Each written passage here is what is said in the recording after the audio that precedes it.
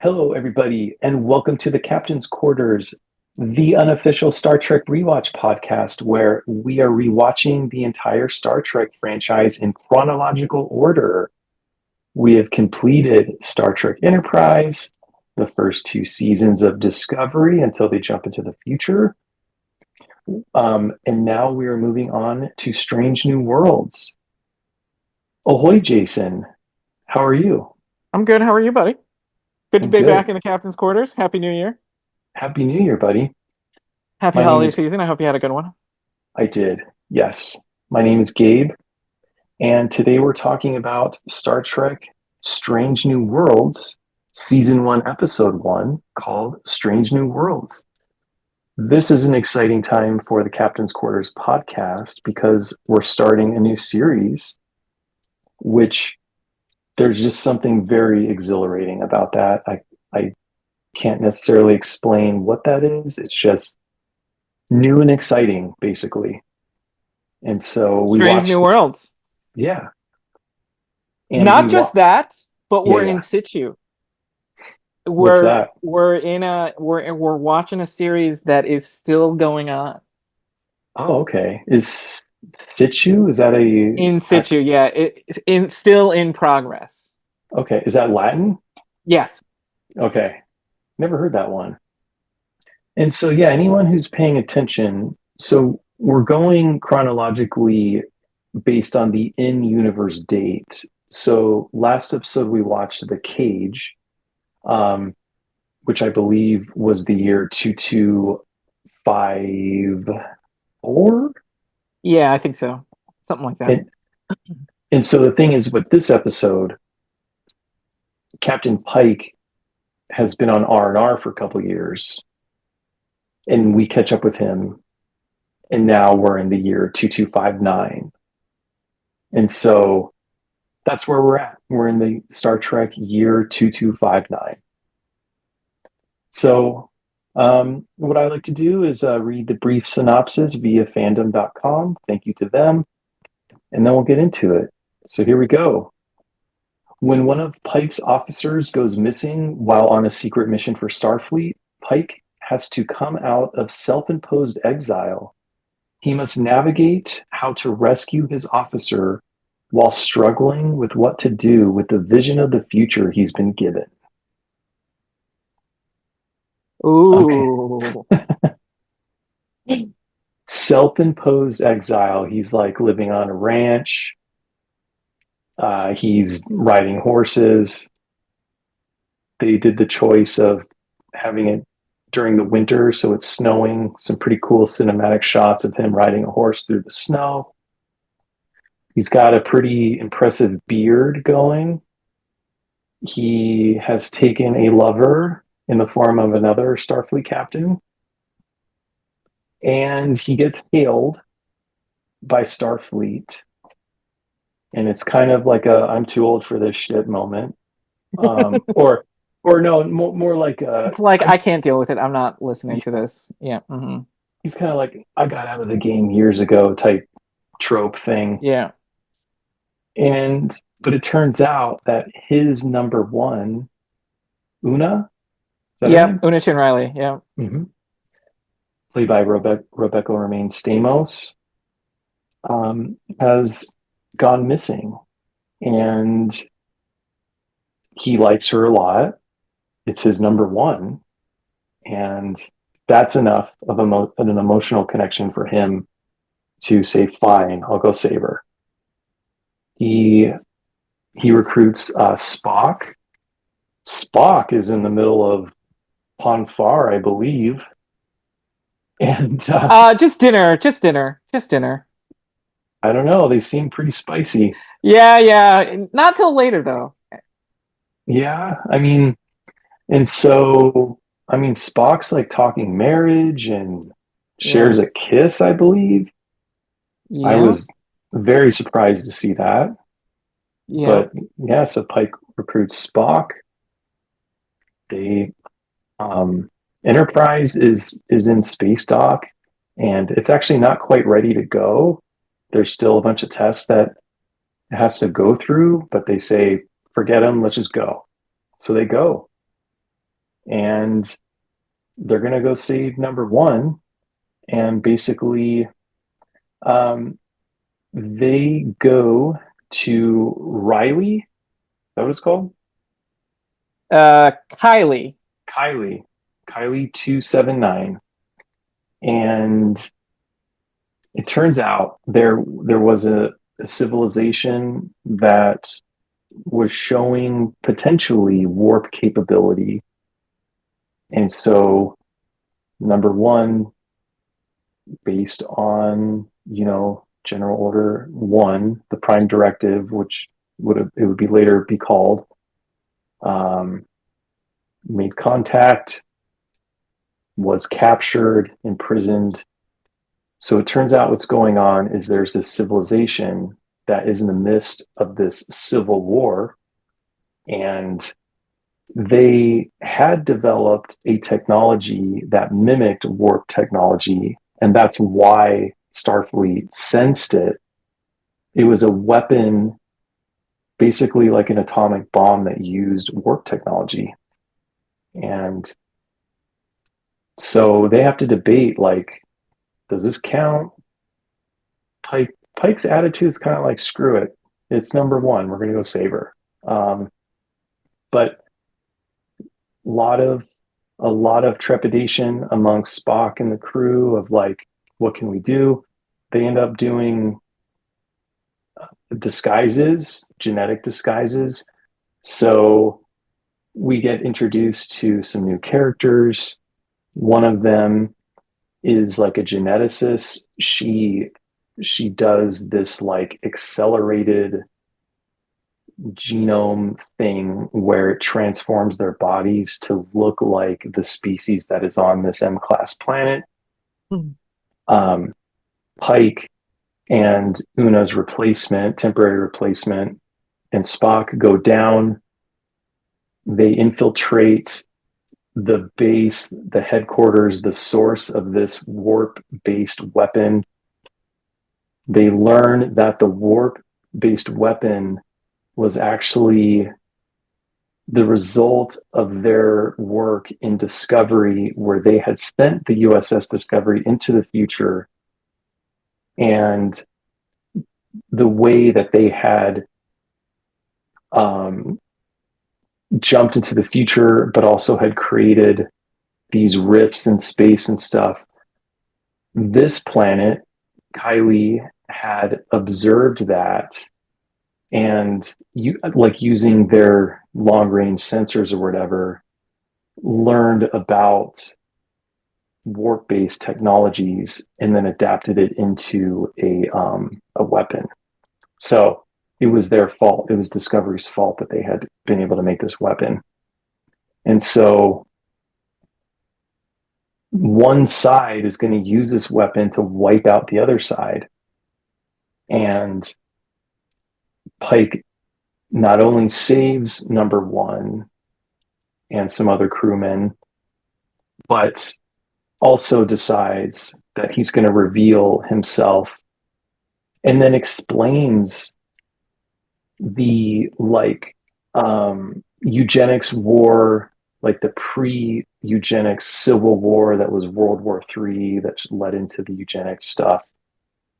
And they show footage of Earth getting like massively destroyed. I think they said like 30% of the population was wiped out, and something like 600 million plants and animals were destroyed. Just this, like, it was kind of cool seeing the visualization of it. And he actually showed them video footage of it to say, hey, we come from a place where this same thing happened, and it's not worth it. So instead of doing this, come together, join Starfleet, and come explore the stars with us. Just skip the part that we went through. Just leapfrog over that and get to where we're at right now. Trust me, it's better. And it works. And, that's kind of how he gets back on Enterprise, how he gets the crew back together.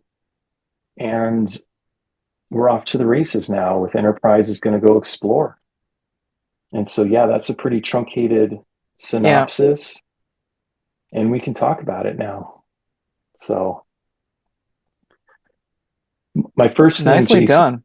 thanks. My first thing is when we watched The Cage, as we talked about last time, there was a lot of misogyny in that episode. Yeah. One of the things in The Cage, which, by the way, people who didn't listen or watch or whatever, that was shot in the 60s with obviously different actors, a whole other time, everything. One of the things Pike says in The Cage is something to the effect of like, oh, I was just shocked to see a woman on the bridge.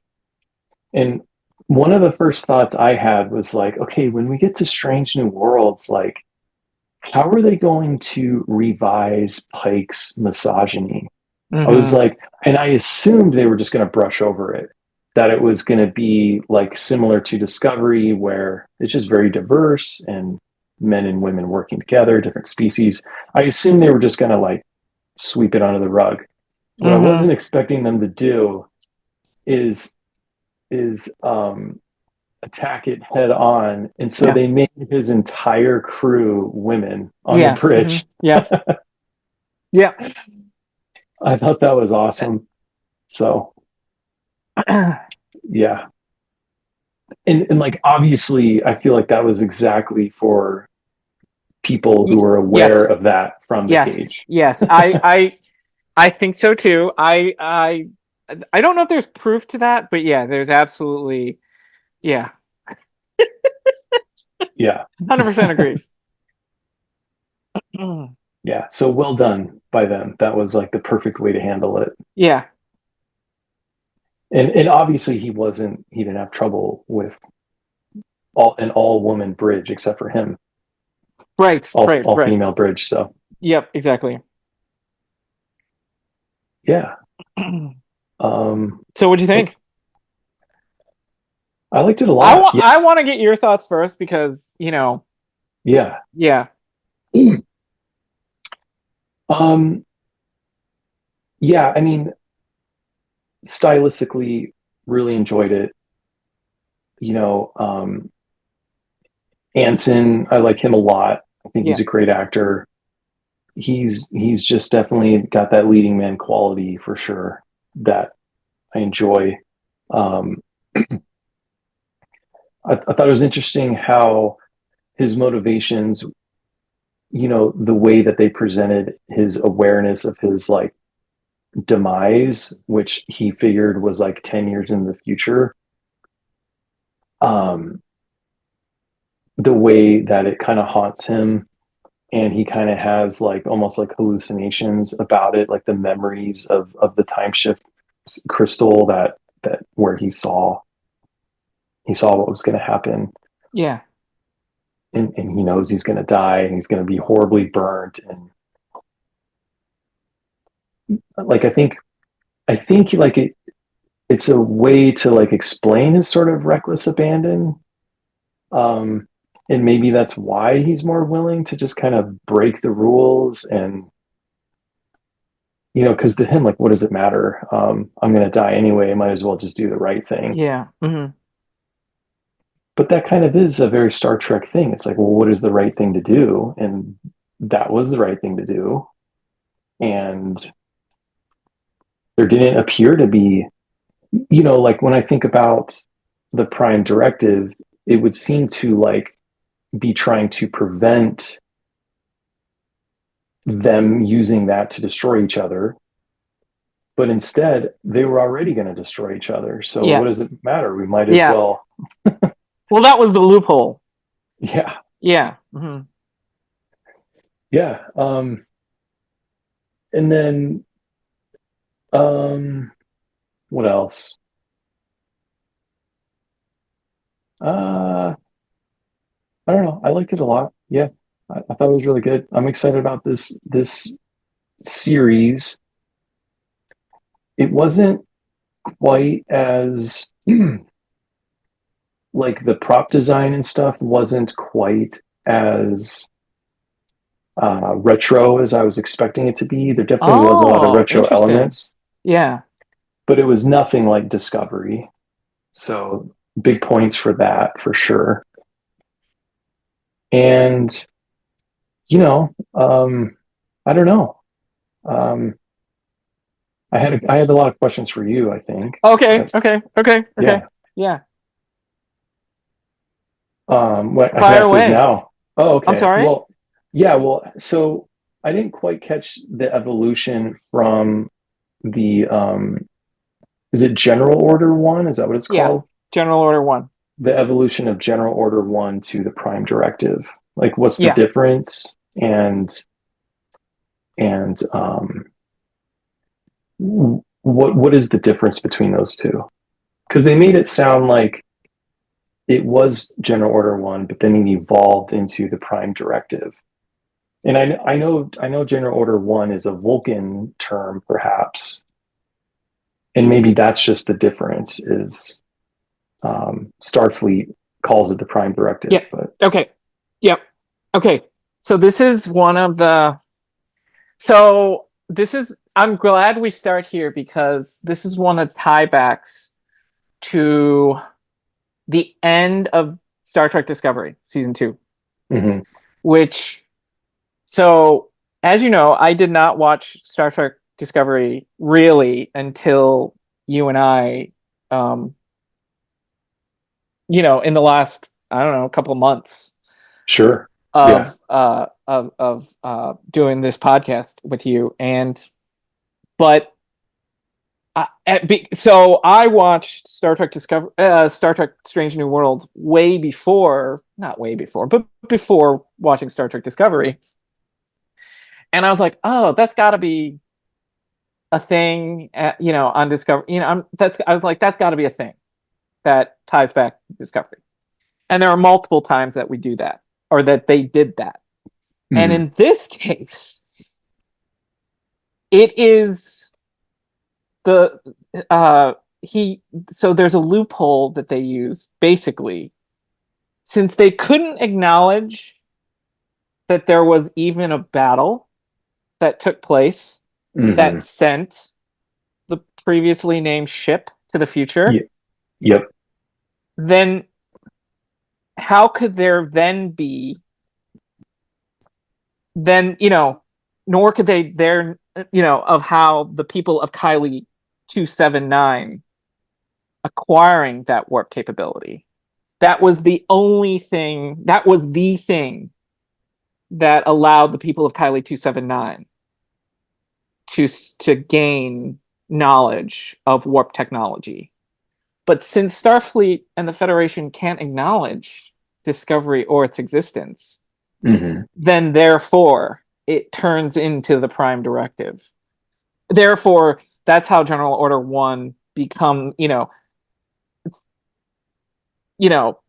calling it the Prime Directive instead of General Order 1, it becomes more important. And so they double down and they say this is what the Prime Directive is. We will not interfere with pre-warp capabilities or, dictate the evolution to these people. It's because if you acknowledge that there was a battle at the end of Discovery season 2, then you are acknowledging the existence of Control, Discovery, all of that stuff. So that's how they used. Um, that's how you know because they couldn't say that, because Starfleet can't say that. Then the Federation Council just has to double down and make it more important and call it the Prime Directive. interesting. Hmm. Okay, Because if you acknowledge the battle, right, it's yeah, treasonous. And so therefore, that's how they explained it. And I was like, that's that's interesting. That's interesting that they used the battle that never existed. hmm. Yeah, so like before though, did we know that there was two terms for effectively the same thing? No, no, Okay. this was the first in its evolution, for sure. Hmm. Cool. Because in Enterprise, remember, T'Pol kept referring it T'Pol and Archer kept referring it to General Order 1. Sure. Yeah. And so did Burnham and the crew of Discovery. And it's now that it changes to the Prime Directive. And it was funny that Pike says, "Oh, I don't think that's going to stick." And Yeah. yeah. Yeah, I like that little that joke. That was funny. I like Yeah. that. Cool. Well, I'm glad you're able to explain that. Was there so anytime there's a reference or whatever to something that's in the original series, go ahead and point it out. Like, these Kylie people or anything like that. Like, do we Oh, know? yeah. Sure. No, the Kylie 279 is the first one. We hear La'an Noonien sing the new security chief talk about the Gorn, and that's really the only reference in this episode. Okay. And I will say that it's pretty cool what they do with the Gorn, but yeah. Okay. Yeah. Yeah, and so her backstory is that there's this thing called the Gorn that like basically ate her whole species, and then they have this ritual where the last survivor, they send them out, and it's a ceremonial thing. They're not expected to live, but she happened to get picked up. She was the chosen one. They sent her off. Yeah. And she just happened to get picked up, so that's why. But it's a horrible story. Yeah. Yeah, definitely very interesting character to go through something like that. And she's kind of this badass, like super independent, really smart, capable. So definitely looking forward to watching that character in this show for sure. Mm-hmm.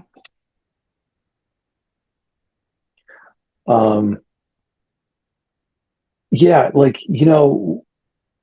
were any of the like her La'an, what is her name? La'an Noonien Singh, and La'an. that should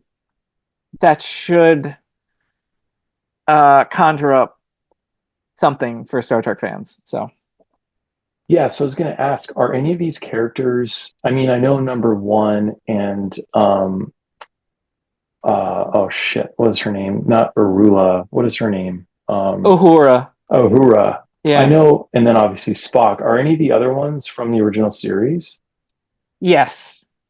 Okay. Dr. Mbenga. Oh, Yeah. Nurse Chapel. okay. The geneticist, the blonde. Yeah. Yeah. And loosely Admiral April. Okay.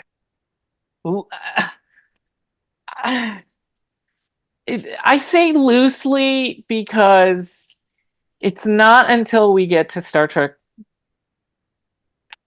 the animated series, that we know that the first captain of the Constitution class Starship Enterprise is Captain April. Okay. So, but that wasn't really canon.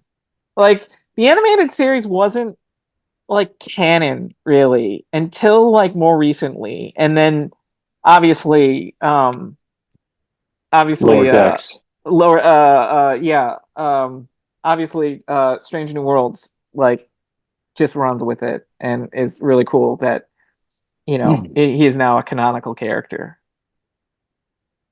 So tell me about the Doctor though. What about Scotty? What like So did Scotty replace that Doctor? okay, so Scotty is the chief engineer of the Enterprise when we get to the original series, and I don't want to give away too much. Okay, sorry. Yes. The Asian guy is the Doctor, right? No, No? no. So when we get to the original series, it's Dr. McCoy, Dr. Leonard McCoy, Damn it. Southern doctor. So this, dude, I do not know the original series at all. Yeah. I And I think, don't want to give away too much because a lot of it will get talked about later on in Star Trek Strange New Worlds, and then obviously when we get to the original series. I mean, there will obviously be some things, but yeah, Nurse Chapel, Dr. Mbenga, Una Chin Riley, number one, which I have a lot to talk about, and Spock and Uhura are really the only characters at the moment. So, and we don't even really get to meet the chief engineer until like the very last second of like this episode where a gray Andorian beams aboard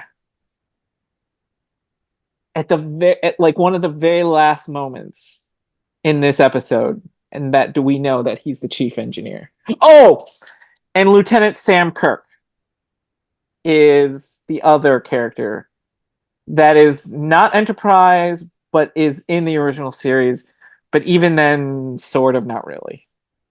okay, yeah, here's how clueless I am. I mean, they were saying Kirk. I assumed that was Captain Kirk. No, it's his brother. It's his brother Sam that Got is it. aboard the Enterprise Okay. at the moment. Um, it's his brother. I didn't know he had a brother. Yeah. That's a cringy episode too when we get there in the original series when we meet Sam Kirk. Huh. Because basically William Shatner has to play two characters at once, and it's odd. Oh, he plays both? The Yeah, brother. yeah. Okay. Well, plays, I mean, loosely, but anyways. I don't want to give that away either. Okay. Um, hold on a second. Yep. Who was George Takei then? George Takei is Sulu. George Takei Sulu sits in Ortegas' seat. He's the helmsman. Ah, wait, what is a helmsman? Basically the pilot of the ship. Interesting. Okay. But he Ortegas.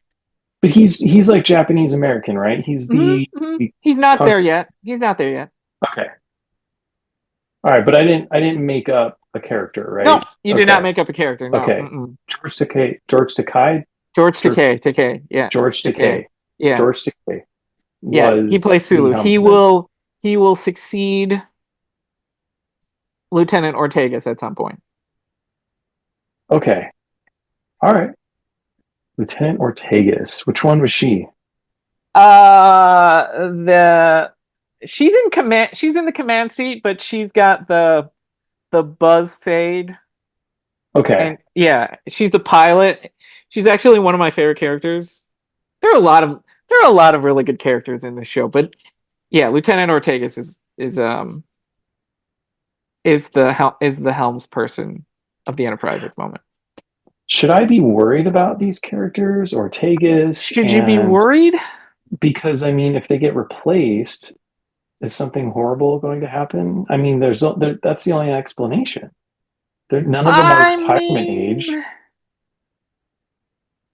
I mean, I I don't Don't. know one, Okay. and then there's also I'm holding stuff because I don't want to give it away either.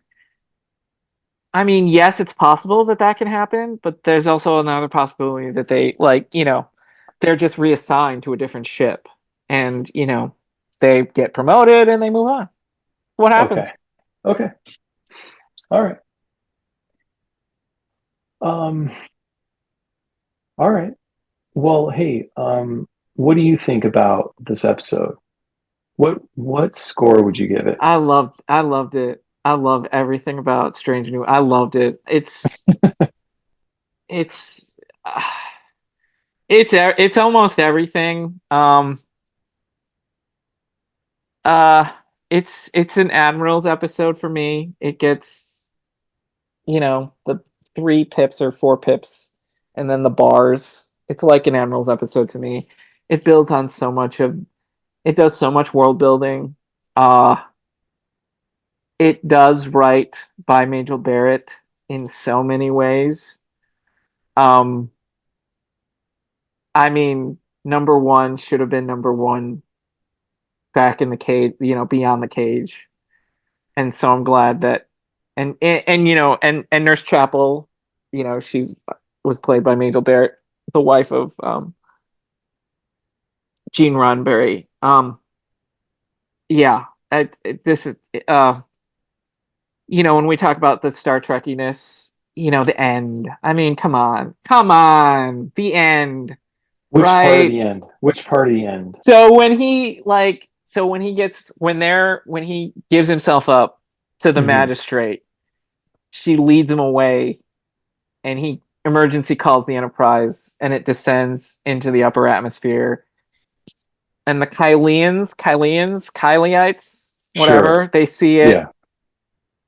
and they're talking about the debate, and it's just that whole setting of like the government being oppressive to the seditionists. And I'm sad that they didn't even talk about what they were fighting about. Right. Right. But beyond that, it is such a, I mean, to use January 6th footage, Yeah. you Yeah. know, I mean, come on. And then, to beam in and to give them, hey, you know, this is what Earth was. Don't be like us. Choose the better path. Is that quote unquote, coming in to save people? Yes, it is. But you know, uh, that's a feel good for me, anyways. In this case, um, it's better to uh, debate about things instead of blowing the other side off the face of the planet. So that's the yeah. Yeah. Absolutely. And as you mentioned, they show DC, New York, Paris, and it gets blown up and all that kind of stuff, and Right. you know the eugenics wars that leads into World War III. 600 million dead. Most of the governments on the planet are and so don't do it like us and do better. I know it's Right. very, yeah, it's very savvy, come in, swoop in, and save.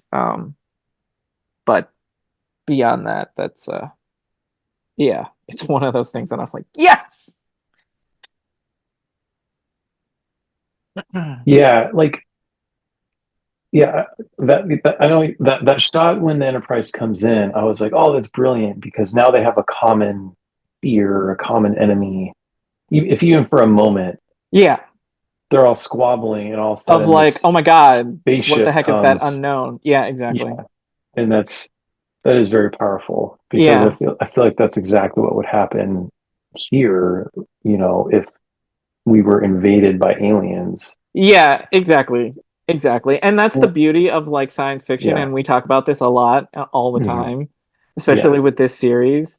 And it's really cool that he was watching uh the day the Earth stood still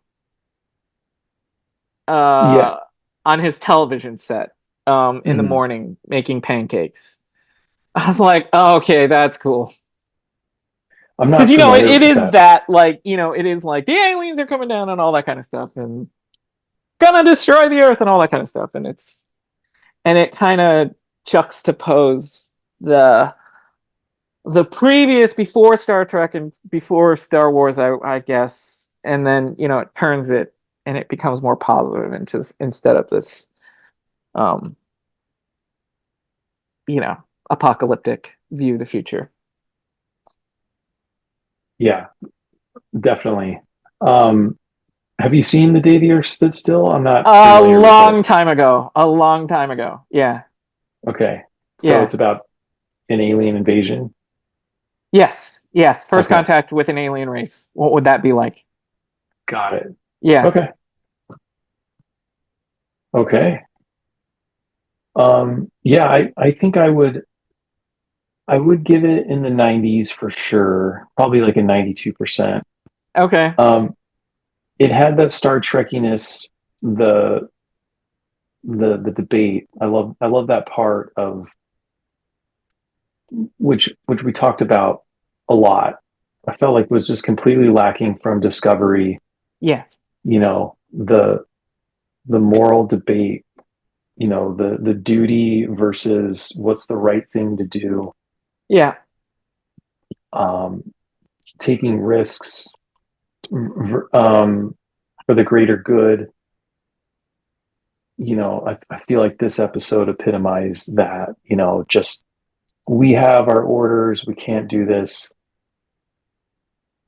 Well, guess what? If we don't, they're going to kill each Yeah. other. Yeah. Oh my And gosh. and Okay, sorry. Go ahead. yeah, I'm sorry. Go no, ahead. just them risking their futures with Starfleet, going to jail, going to prison, whatever the consequences are of breaking these rules for the greater good. And just the multiple sides of the argument. To me, that whenever Enterprise was at its best is when that was happening. And Yeah. that's what I like about Star Trek. Um, Yeah. I don't know of any other franchise that does that. I really don't. Like because I watch a fair bit of TV. Like I'm just like it's always about something else. Like I feel like that's what Star Trek is about. It's like kind of getting down and dirty with the details of the right and wrong, and then Yeah. trying to trying to like be brave enough to find the right answer. And and of course, because it is a made up world, they always succeed. At least it Yeah. seems Of like they course. Of do. course. Yeah, of course. Except that time Archer I mean, Archer's there are times where they don't succeed, and that's yeah, also like, you know, and where you pay, or even if you have succeeded, you've paid a heavy price for it, right. for Yeah. sure. Hmm. Yeah. I'm still burned by when Archer basically commandeered those strangers Yeah. out there and Yeah. Yeah. stole their Yeah. Yeah. Yeah. stole their fuel or whatever that was. Yeah. And Their left them no, their warp stranded. drive. Yeah. Store their warp drive. He marooned Yeah. them. Still Yeah. still Yes, he traumatized by did. that. Yes, he did. Yes, he did. Traumatizing Yes, he did. Yes, he did. But to save, himself and his crew. yeah, himself and his crew and more people. So, Yeah, unfortunately, yeah. still traumatized. Yeah.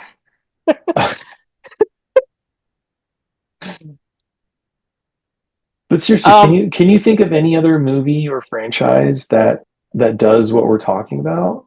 I mean, oh, consistently, and it's a main feature of it. Like, I mean, the only other one that I can really think of, and it's again one of my favorites, it was The West Wing, and it's totally completely different. okay, yeah, I never But watched that. I never yeah, the watched it. bright, positive, optimistic view of the world, the future, politics, all that kind of stuff. Sure. It has a tendency to have some naivete, obviously, but that's what fiction and See, drama is supposed to take you. It's supposed to take you. It's supposed to transport you to. But no, I cannot. so yeah, I'm glad you said that though, because that's why my score is not higher, is because when Archer, I'm sorry, when Pike says to the leader of the Kylie civilization, Yeah, when he says what you said, to them of basically like use your words, not your fist or whatever, is effectively said. It was very naive, and it was even even in this setting, it was very unrealistic. Like imagine saying that to Putin or something. Right. Although at the same time, though, he did have the biggest stick, and he knew Yeah, it. but I just still wonder, like, okay, if an alien came and told, I guess the thing that I'm hung up on is like Putin or whatever. Um, Yeah. he isn't in a disagreement. He's not like misunderstanding the other side. He might say that it's about these issues or whatever, but um it's really about stealing resources.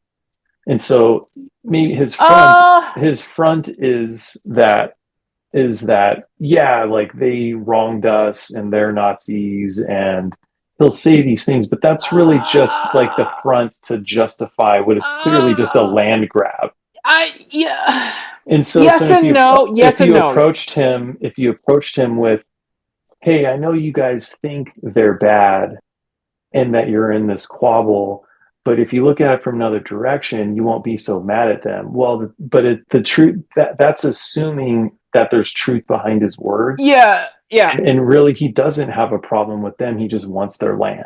I, I would say yes, but I think there's also more. Okay, we're gonna get off topic a little bit because I Yeah, think, and this is just my opinion, I think there's also a little bit more to that. I do believe that he is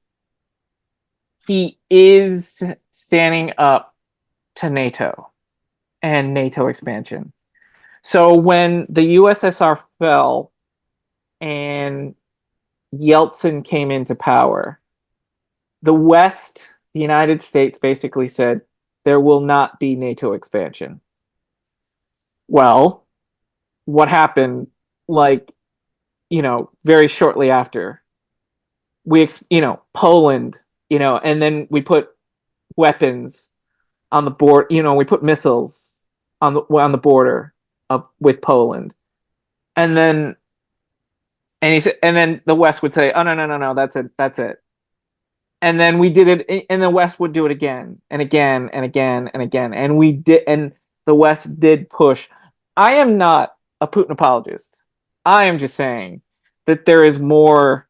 That I do agree with you that it is a land grab, but it is also in effect that it is also a response that the West, where the West did say we will not pursue active westward expansion or eastward expansion of NATO, and it was broken many a times. And then we had you know not Lithuania, but Estonia and Latvia, and it becomes more and more eastward, and so he felt that tightening of his borders, and then we put missiles along the border, and then we were gonna say yes to Ukraine to were we becoming. though? Were we going to say I yes to mean, Ukraine? that's hard to say. It's hard to Zach, say, but I'll just want you to think, yeah, it's hard to say. because But again, my point being, again, I'm not an apologist for Putin. I'm just saying I'm not entirely certain the West is not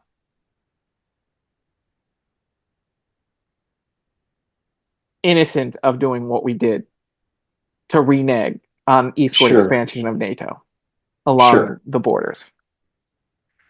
I hear what you're saying, but when you're talking about Poland, Latvia, Estonia, when did those things join NATO? Uh, it was sequentially 90s and then 2000s, and then we put missiles along the border, and then Putin says no more. We put missiles along the Poland border? Or, Yeah. Uh, the yeah. okay. All right, and then 20 years later, Putin decided he was really mad about it. Well, I mean, President Zelensky was asking to join NATO, and I think that is when Putin says, "No, we're not doing that." Yeah, but I mean, NATO didn't say yes. No, but with the historical, like, if you're Putin and you've been and the West has said, "No, we're not going to expand eastward," and yet multiple times there was eastward expansion of NATO, then what are you going to do? By the He's not way, exactly, but he's not exactly. but here's the thing, Jason. The Crimea was Yeah, yeah, yeah, yeah. 2014. 2014. That was way before Zelensky. Oh yeah, yeah, yeah, yeah. Oh yeah, yeah. Oh So yeah. Oh yeah, for sure. so like the current conflict is just a continuation of that. So Yes, yes, like yes, yes. Zelensky saying that has nothing to do with Putin's current motives. No, that's absolutely true. That's true. That is true. However, again, this is, and I'm not. This is going to get into, what is ethnic. This is again his ideal of, like, you know, what was ours, I want again, because there are regions in Ukraine, Crimea being one of them, that is much more sympathetic to Russia than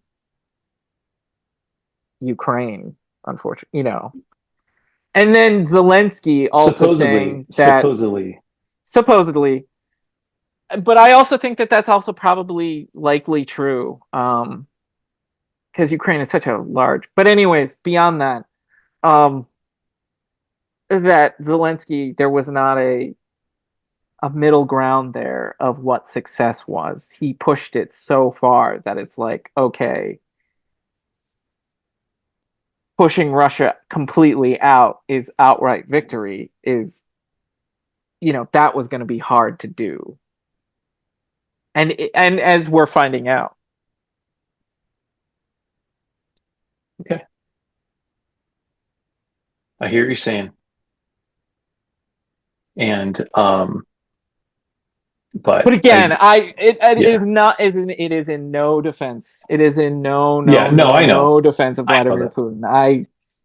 It is 100%. disgusting, and but in a lot of things in life, not one side is always the most innocent, and the other, it's not always good and bad. I'm just pointing out that there is gray area.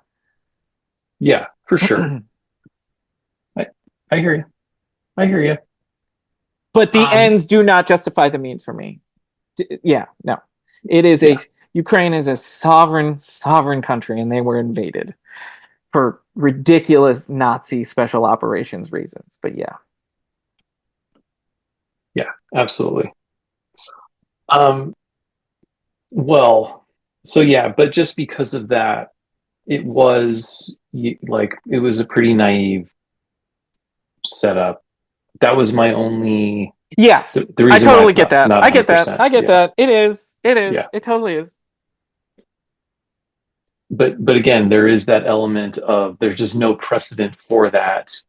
If we're being realist here, there's no Yeah. precedent for that, like an alien literally coming out of the sky. And Yeah. maybe they do get to say whatever they want, no matter how ridiculous or naive it is. Right. People are going to listen. Well, not only that, but, like, it is interesting. Like, they didn't even talk, that, I mean, you could get into it and you make it a boring episode, but, like, the government was going to use this warp bomb on this other side. And, Mhm. I mean, in the beginning of the episode, I mean, we start in their, like, bunker control room where they pick up the USS Archer. Yes. Oh, good callback. I loved that Enterprise callback, the USS Archer. Yeah, I'm like, okay, this is a very secretive, you know, police state government feel anyways. And it's like, ugh. Sure. Yeah. And I get that they're in a civil war and all that kind of stuff, and the government needs to protect its people. I get that. I get that. Right. Hey, the only other question I had was Pike's boss. I Admiral thought he, April. yeah, Admiral April. He didn't know about the end of Discovery, and he says something like, "I had to be read in to CNB or something, or CNC. CNC. What is that?" Usually, oh god, it is a, it is a, I don't want to say it's a military, but it's usually, command and command and control system. Command and control division, usually. It's usually like the top brass of a military institution. See, that was interesting to me because I thought even the top brass did not know because, and Admiral Cornwell was killed.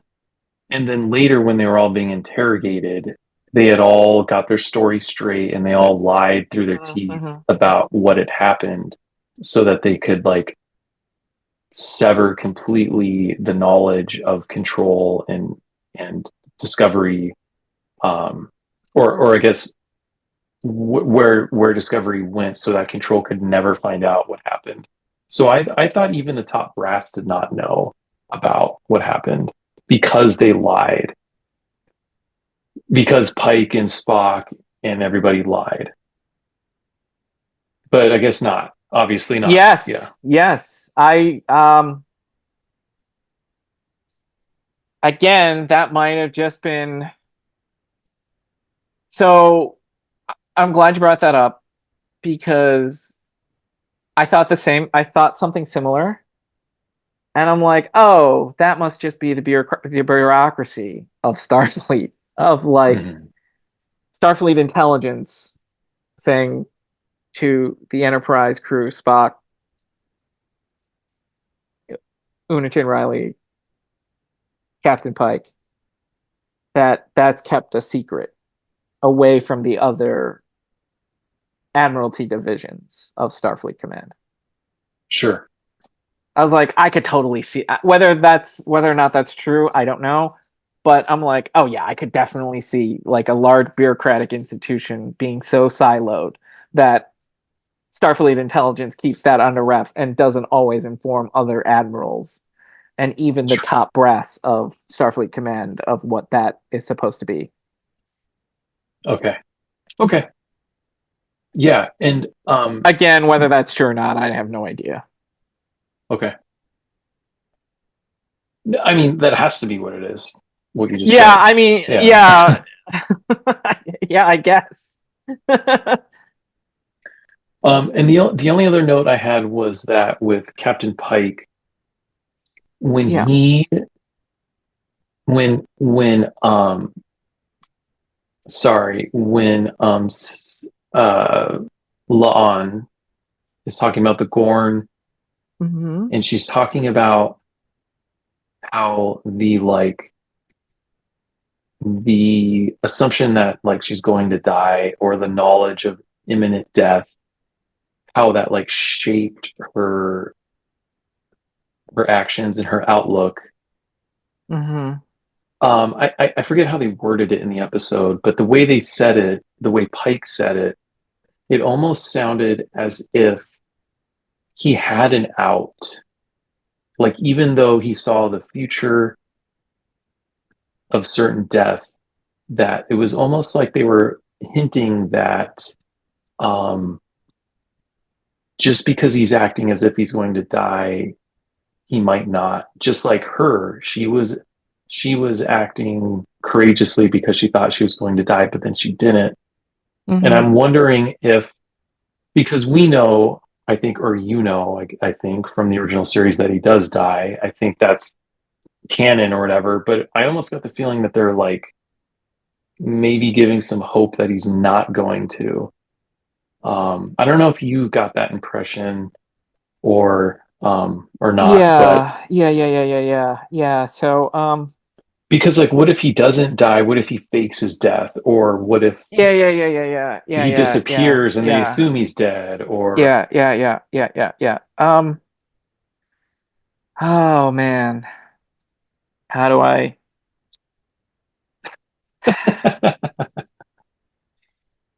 He he interprets it as his death, yeah. whether it is literal or the figurative. My life is going to dramatically change, and my life Mm-hmm. as I know it will die. Mm-hmm. But I can understand where he's saying, I am going to die. And let's just leave it as there are multiple interpretations of death. Nice. Okay. Okay. See that adds like that one line there completely changes the whole show because like because it almost feels pointless almost when you're watching it because you're like he's a dead man Yeah. and so it almost like changes the stakes because you're kind of like well it doesn't matter if he succeeds who cares he's dead Yeah. but if there's like hope that he lives I don't know you did the way you root for him changes somehow so Yeah. And I really liked that a lot. and what she says is not believing you're gonna die is what gets you killed. Because I wrote it down. Okay. Yeah, not believing you're gonna die is what gets you killed. Right. But then he asks her about that. And you Yeah. can kind of see it like that, like the wheels are turning there for him. Like, um, and I don't know, to me, I took that as he's been acting as if he's going to, and now he's like thinking like, well, what if I don't do that? And the only scenario where you wouldn't do that is if there was a possibility where you're not going to die. Right, exactly. And that's what they're talking about, right? Yeah. And because he talks about it's like the surprise that you're gonna die is how they reacted, right? Because you think because he says it in the beginning of the show, he's like, you know, uh we humans have a tendency to believe even in the face of death, we are gonna be immortal or we are gonna cheat it in some fashion. Mm-hmm. Yeah. So very interested in that. Really looking forward to watching this. It appears, I think, that it's going to be very episodic, which I think is a Yes, good it is. thing. It will be. Yes, it will Yeah, be. I like that a lot. We're not going to go to the Zindi quadrant or No, whatever. no. Not not that it doesn't build on stuff Sure. from episode to episode, but you Mhm. can be dropped in and be like, oh, I got it. Nice. Love that. Love that. um I want to go back on one thing. I forgot to mention to Pring. She is the other character in Star Trek Oh, that we okay. loosely meet Okay. in the original series, and we get much more of a backstory and much more of a thing with T'Pring. Which one is she? Spock's to be wife. Oh, The um, woman that he is going to make love with until the captain so rudely interrupts. yeah, the one who was in Ponfar. Yeah, we'll call it that. Sorry. No, Well, that's right, I guess. hey, in the original series, is he married? No, Okay. Okay. but Not married in the original series. but he is going to be but then it takes a twist. Interesting. Okay. So A we twist. didn't know that it was her that proposes to him. Right. which appeared to be a Vulcan custom. Yes. And we, in the original series, and I'm interested to seeing what you think about it when we get there in the original series. But my impression was that that they hadn't seen each other since they were like children. And Sure. Strange New Worlds takes that and goes, nope. Okay. Layers. Probably no way I'm going to remember that callback when we get there. Yeah. But It's that far. that'll be interesting. Especially considering like how lovey-dovey they were being. Yes. I was like, whoa, okay. This is an interesting take. They weren't being very Vulcan. Oh, no. Yeah, no, I know. Yeah. I know.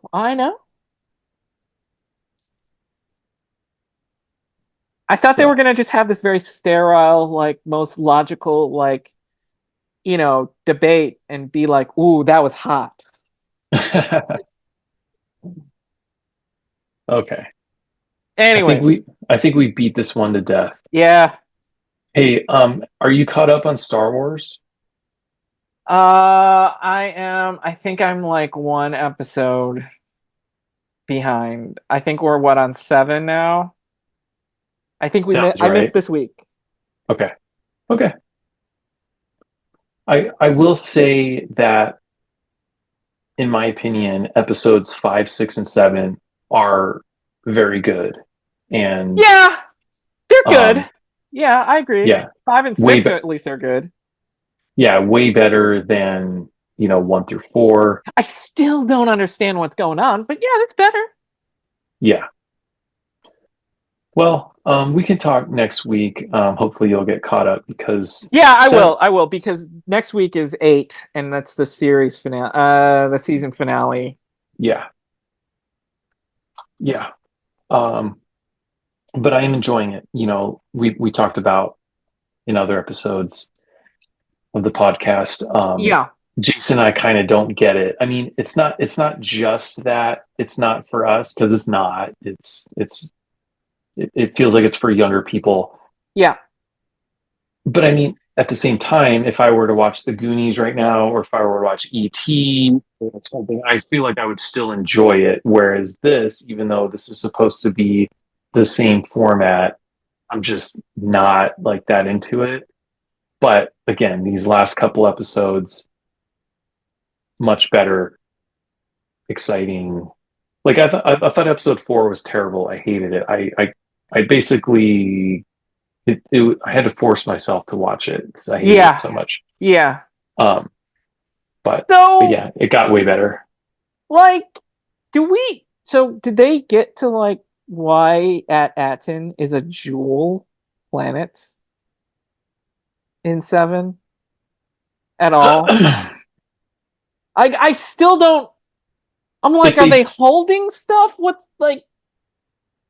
I mean, they get to what their thing is, like what they have, but they don't necessarily explain why they call it a jewel of the Old Republic. Okay. At least not explicitly. It could be figurative, right? It's just like right. Like the Jewel of the Nile. Right. Yeah. Yeah. Great movie, by the way. Yeah. But you should watch it and let me know what you think. Yeah, I will. Yeah. I was like, oh darn, I did miss it. Yeah. But yeah, it's all good. I was gonna get it. I was gonna get to it today or tomorrow or something. But yeah, it's all good. I feel like with this show, we try to talk about like lore and stuff and world building, and I don't know.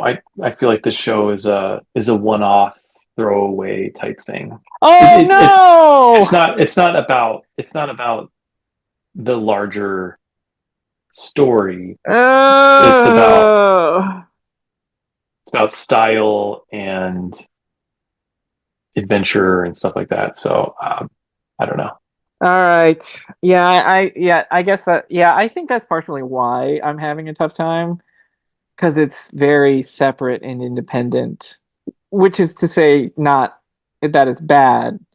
It's just, Yeah. yeah. Oh, So I'll say this. So these connections to the Old Republic, the Jewel of the Old Republic, if that does turn out to be some huge connection, they're saving it till the end so to, yeah. yeah. Gotcha. But I mean, the way this show is going, I don't think it's heading there. I don't think that's what this show is about. It's Yeah, it's about the kids and their adventure. It's not. yeah. This isn't like the venue to like give, I don't know, the Palpatine's return I get it. I story or get it. I something. get it. Yeah. Yep. I get it. I get it. Yep. Yeah. Okay. So yeah. Yeah. At least I Okay. don't think. I mean, they could totally blow me away in Right. episode Right. 8 Right. and be like, turns out Jude Law is Palpatine, or you know what I mean? Something Oh stupid. God, no. Oh. Yeah. Okay. All right. Yeah. Because I was like, ooh, Jewel of the Old Republic. And then like Jewel of the Nile came to me and I'm like, oh, maybe it's just like the burial place or the last known place where, you know, a uniter of the Old Republic lies in state or whatever. Hmm. Like the spiritual figurehead, Jewel of the Nile or Jewel of the Old Republic. Yeah. You're talking about the Michael Douglas movie, Yeah, right? of course I am. Yeah. So, I mean, I saw that movie when I was a kid. I don't remember anything about it, but Okay. okay. What is the Jewel of the Nile?